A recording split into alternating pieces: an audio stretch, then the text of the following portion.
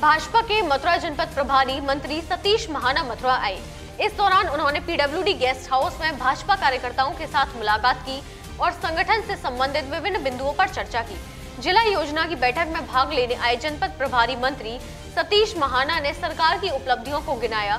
वहीं कानून व्यवस्था को लेकर कहा कि प्रदेश सरकार अपराधियों पर अंकुश लगाने में पूरी तरह सफल रही है।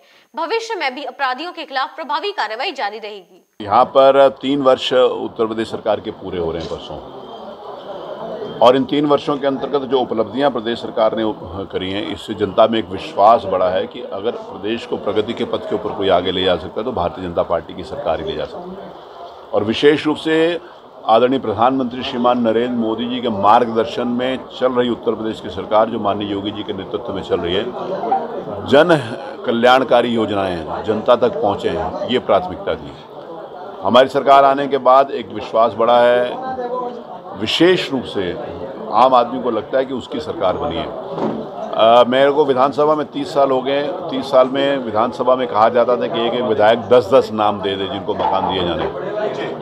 अब हजारों और लाखों की संख्या में पूरे उत्तर प्रदेश में, चाहे वो ग्रामीण प्रधानमंत्री आवास से संबंधित हो चाहे शहरी हो, मकान बन रहे हैं। सैकड़ों ऐसे लोग हैं जिनको उसका लाभ मिल रहा है और बहुत बड़ी संख्या में मकान बन रहे हैं। मथुरा जनपद दौरे पर आए जनपद प्रभारी मंत्री सतीश महाना ने कहा कि औद्योगिक क्षेत्र में प्रदेश सरकार ने बड़ी उपलब्धि हासिल की है।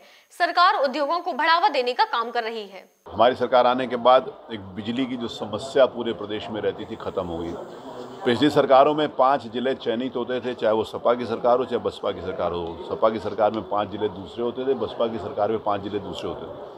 तो जब हमारी सरकार बनी और हम कन्नौज में वोट मांगने गए तो लोगों ने कहा कि यहाँ पर सपा की सरकार थी, यहाँ पर बिजली आती है, आपकी सरकार बनने पर आएगी कि नहीं आएगी।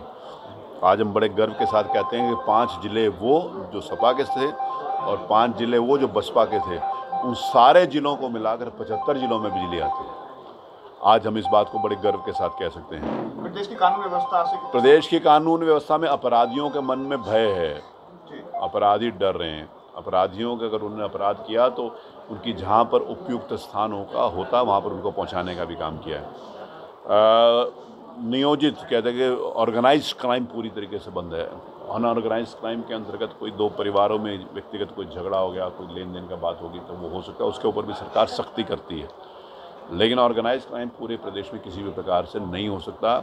पहली प्राथमिकता हमारे मुख्यमंत्री जी थी कि हम अपराधियों और अपराधियों को संरक्षण देने के प्रति 0 टॉलरेंस रखेंगे।